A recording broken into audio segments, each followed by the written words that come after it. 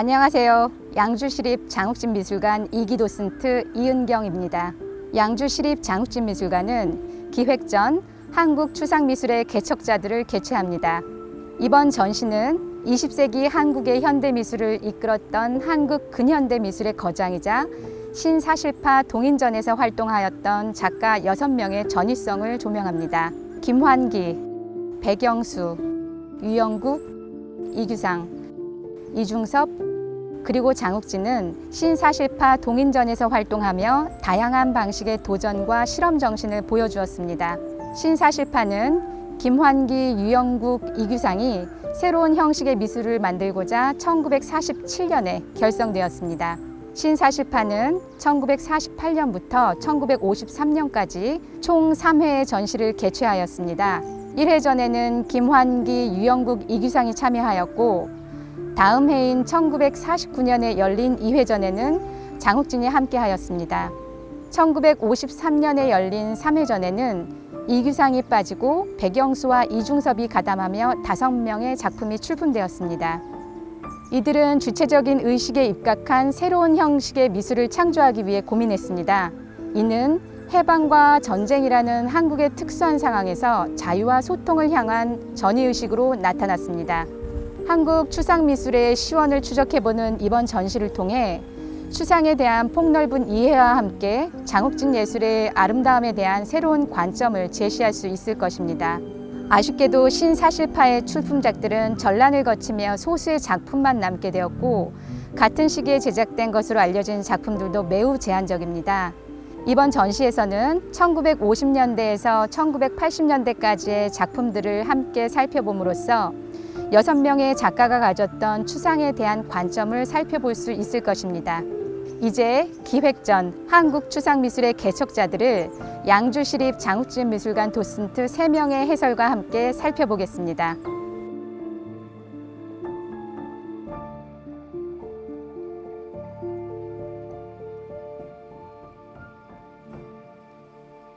한국 추상미술의 선구자로 불리는 김환기 작가는 일본으로 유학을 가서 1933년부터 도쿄 일본대학 예술학부에서 수학하며 입체주의와 추상미술 등 여러 경향을 실험하였습니다. 광복 후 서울대학교에서 교수로 재직하며 유영국, 이규상 등과 함께 신사실파를 결성했습니다. 신사실파 활동 시절에는 단순화된 시각적 요소를 통해 한국적인 아름다움을 담은 서정적이고 문학적인 정감이 느껴지는 작품 활동을 하였습니다.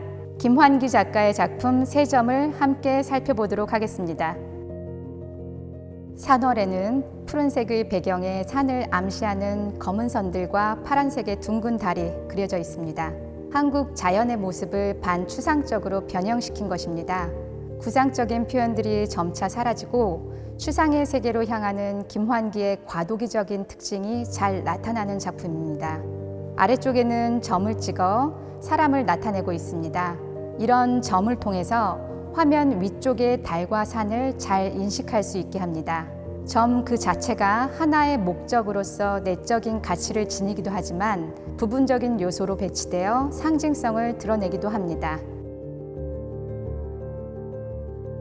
지금 보시는 무제는 형태로 존재하지 않는 이른 아침이라는 주제를 추상적으로 표현하고 있습니다.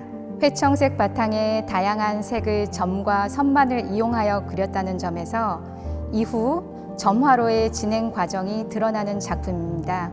작가는 1968년경부터 작품 제목에 날짜와 일련 번호를 기재하기 시작합니다. 이 작품의 뒤에도 제작 시기와 번호를 적었습니다. 작가의 상세한 기록을 통해 우리는 이 그림이 1968년 8월 5일에 시작되었으며 1968년에 제작된 33번째의 작품임을 잘 알 수 있습니다. 여름밤의 소리는 형태가 없는 소리를 주제로 하여 추상적으로 화폭에 나타낸 작품입니다.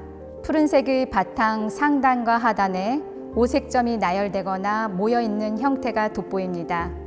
화폭의 위아래에 대칭적으로 점을 배치하여 균형을 주면서 여름밤의 소리가 지닌 율동성, 강약, 경쾌한 박자감 등을 나타냅니다. 작가는 1964년, 1965년경부터 바탕색의 점, 선, 면으로만 표현하는 방식을 시도했습니다. 1970년대에 들어서면 단색조 바탕에 점을 조합하거나 오색점을 활용한 점화를 제작하는 경향도 보이게 됩니다. 오색의 활용과 더불어 점의 배열을 이용한 화면의 구성은 이후 점화의 제작으로 이어지는 작가의 실험 정신과 과정을 보여주는 것으로 이해됩니다.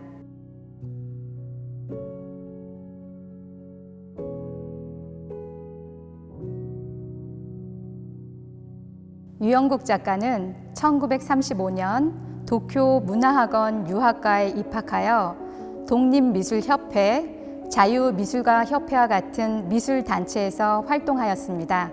1930년대에 구성주의적 양식이 돋보이는 추상 작업을 하다가 신사실파 활동 시절에는 달이나 나무, 새, 꽃과 같은 형상을 암시하는 구상적 분위기의 작품 활동을 하였습니다. 지금 보시는 바다에서와 같이 해방 이후 작가는 산이나 바다 같은 자연적인 풍경을 추상적으로 만들어내는 작업을 시도하였습니다. 자연의 모습이 작가의 작품 속에 등장하는 것은 자신의 고향 마을에 대한 기억 등이 반영된 것으로 보입니다. 작가는 이전에 학습했던 서구의 것을 자신만의 방법으로 소화해냈습니다. 전통적인 소재를 사용하면서도 현대 서구 회화의 형식을 능동적으로 수용하며 다양한 시도를 펼쳤습니다. 유영국 작가는 순수한 조형 요소를 사용해서 현실의 모습이 연상되도록 만들어내는 방식으로 독자적인 추상을 찾으려 노력했습니다. 사람에는 전체적으로 추상적인 형태를 유지하면서도 구체적인 이미지를 함께 사용하여 공간을 견고하게 구성하고 있습니다. 화면을 떠받치고 있는 하단은 딱딱하고 날카로운 광물성을 드러내는 듯합니다. 예리하게 그어진 선, 날카로운 자국 등이 주는 긴장감 역시 이러한 느낌을 잘 나타냅니다. 산, 흙은 호수, 바다, 산이라고 하는 구체적인 자연을 소재로 삼아 추상적으로 표현한 작품입니다. 화면 전체에 터져나오는 듯한 색채, 서로 대비를 이루는 밝고 어두운 색채들이 한 공간에 어우러집니다. 율동적이고 박력 있는 색과 붓 자국들이 자연의 생명성을 잘 드러냅니다. 유영국은 산이라는 작품을 통해 우리가 발을 딛고 살아가는 이 땅의 존재임을 다시 한번 느끼게 하는 것 같습니다. 다음으로 함께 보실 작품 산은 구체적인 산의 형태를 재현하는 것이 아닌 산의 본질적인 속성과 인상을 색과 선, 면을 사용해 표현했습니다. 짙은 청색과 밝은 황색 등의 색채가 돋보이는데 자연의 동적인 성격과 변화를 간접적으로 드러냅니다. 또한 크게 배치된 짙거나 옅은 단색조의 표현만이 유일하게 대상의 공간성을 드러냅니다. 이러한 공간의 표현은 공허와 충만을 나타냅니다.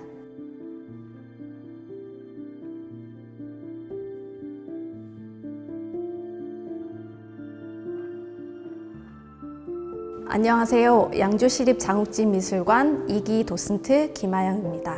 이중섭 작가는 1935년에 일본으로 건너가 도쿄의 제국미술학교에서 공부하였으나 곧 학교를 그만두고 자유로운 분위기의 문화학원 미술과로 옮겼습니다.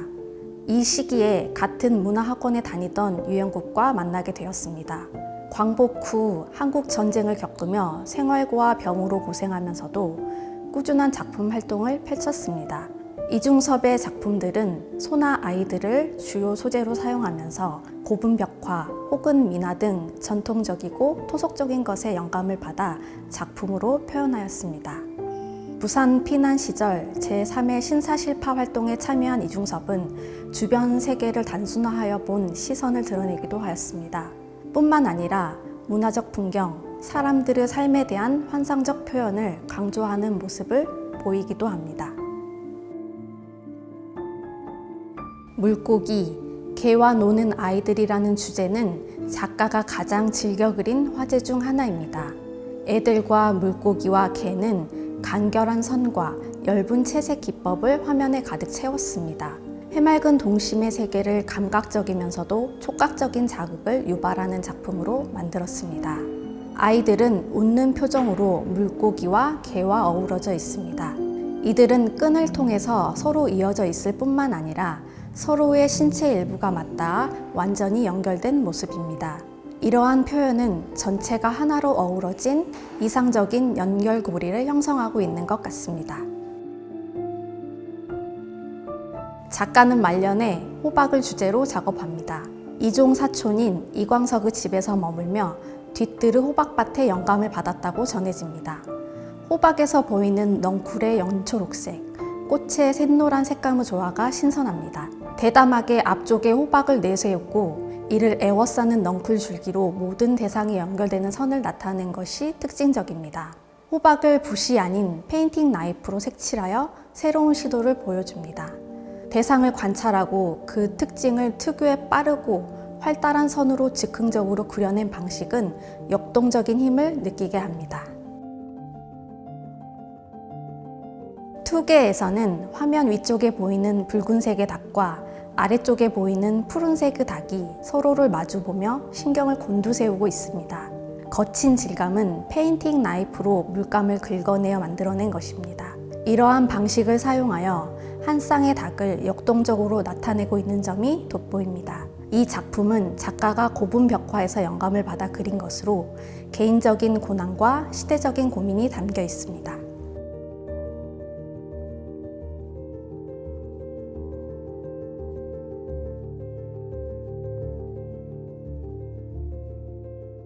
김환기, 유영국과 함께한 신사실파의 창립 멤버로 한국 현대미술사를 논할 때 빠지지 않는 작가입니다.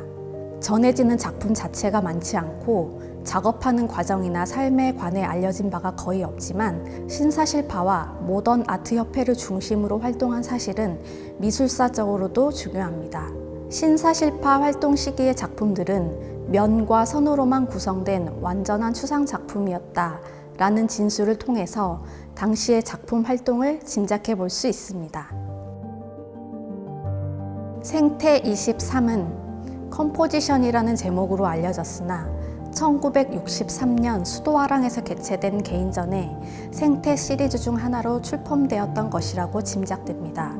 굵은 선으로 우물정 혹은 안일비로 읽히는 흰색의 기호를 나타내고 있습니다. 거친 질감의 표현이 특징적인데 이는 여러 번의 붓질을 통해 반복되는 과정에서 형성된 선의 형태가 나타나는 것입니다. 표면에 두껍게 물감을 올려서 있는 그대로의 거친 촉각을 나타내고자 했던 작가의 시도가 돋보입니다. 생태 11에서는 화면의 위아래로 형태가 등장하며 캔버스 전체에 균형감을 주고 있습니다. 위쪽에는 별과 달을 의미하는 듯한 기호가, 아래쪽에는 땅을 의미하는 듯한 기호가 나타납니다. 또한 배경도 밝은 색과 어두운 색이 대비되며 균형을 이룹니다. 화면의 촉각 그 자체를 표현하고자 한 시도, 뚜렷한 조형적 대비 효과를 읽을 수 있습니다.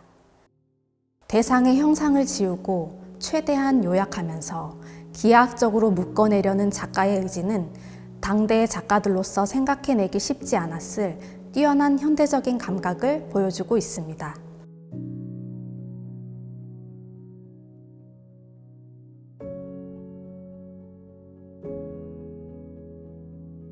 안녕하세요. 양주시립 장욱진미술관 1기 도슨트 김경숙입니다. 장욱진 작가는 도쿄 제국미술학교에서 본격적으로 미술 공부를 시작하였습니다. 신사실파 2회전과 3회전에 참여하여 작품 활동을 하였습니다. 작가는 나무, 집, 새, 아이, 마을, 가축 등 우리 주변에서 볼 수 있는 일상적인 것들을 소재로 한국적인 정서를 녹여내고자 하였습니다. 신사실파 활동 시절에는 다양한 방법론적 연구를 진행하였는데 독창적인 예술 세계를 구축하는 데 있어서 가장 중요한 개념이라고 할 수 있는 단순화의 의미를 찾을 수 있는 토대를 마련하였습니다. 얼굴에서는 화면을 가득 차지하는 거대한 얼굴을 마치 화강암의 표면과 같은 거친 질감으로 묘사하고 있습니다. 부릅뜬 눈, 굳게 담은 입술 등으로 보아 어떤 확고한 의지가 가득 차 보입니다. 작품의 표면에서는 거친 질감이 느껴집니다. 당시 즉흥적이고 격정적인 표현을 드러내고자 했던 추상 미술에 자신의 작품을 적용해 보려는 작가의 실험 정신을 살필 수 있는 부분입니다. 표현력 넘치는 작품들과 반대로 절제미를 볼 수 있는 작품도 전해지고 있습니다. 지금 보시는 무제는 순수 기하학을 이용한 추상화입니다. 이 작품에서는 질감의 효과가 보이지 않습니다. 색의 사용이나 표현 방식을 절제하고 기하학적 형태들을 다르게 배치하는 도전적인 면을 확인할 수 있습니다. 1964년 제작한 무제에서는 빠르고 센 붓질을 사용하여 화면 전체에 거친 질감을 주면서도 경계를 둥글게 하여 절제된 느낌을 줍니다. 화면을 가득 채운 사각의 타원형은 장욱진 작가의 전형적인 구도입니다. 그 속에 나타나는 격렬한 선과 질감의 느낌은 당시 다른 추상 작품들에서도 볼 수 있었던 표현의 시도로 해석됩니다. 1980년대 초에 제작된 작가의 작품들은 자연을 소재로 한 독창적인 예술 세계를 잘 드러냅니다. 이 시기는 장욱진 작가의 수안보 시기로 실경 위주의 수묵산수화적인 작품이 제작되었습니다. 들판에서 노는 아이들은 화면 양쪽으로 겹쳐진 언덕 위에 둥근 애가 아련하게 떠 있고 그 언덕에 여러 명의 아이가 자유롭게 뛰놀고 있는 모습입니다. 아이들의 또 다른 친구인 제비와 강아지가 주변을 맴돌고 있는데 자연과 하나 되어 살고 싶은 작가의 희망이 담겨 있는 듯합니다. 전체적으로 대상을 단순하게 묘사하고 대칭을 이루는 듯 균형감 있게 배치하여 적절한 긴장과 안정을 줍니다.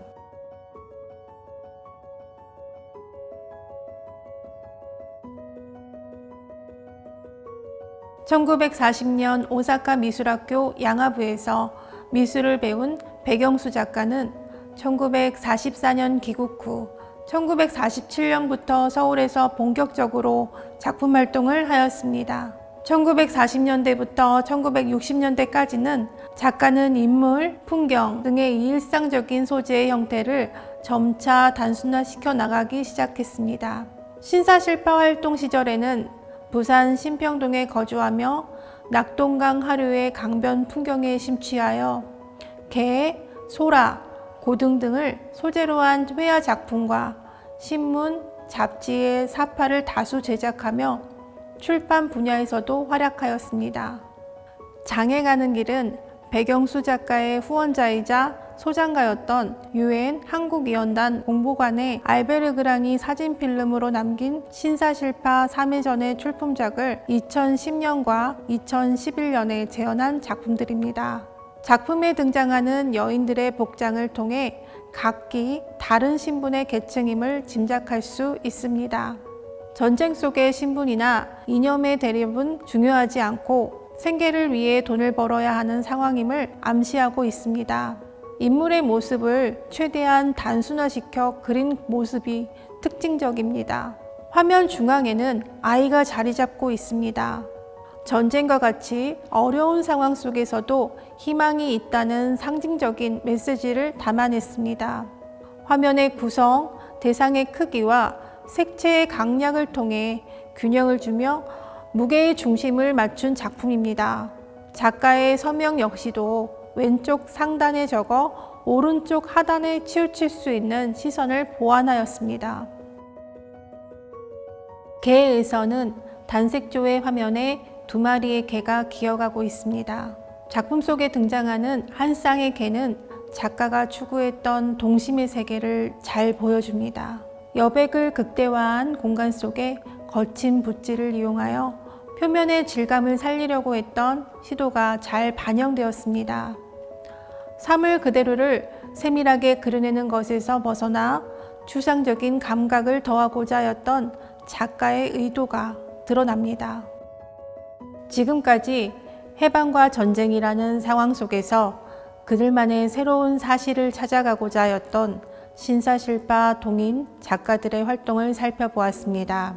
기획 전 한국 추상 미술의 개척자들을 통해 우리 미술이 혼란기를 거치는 동안에도 한국 화단의 새로운 방향을 모색하였던 작가들의 도전 정신과 현대로 이어지는 한국 추상 미술의 시초를 이뤄낸 개척자들의 작품을 다시 한번 느껴볼 기회를 가져보는 시간이 되시길 바랍니다.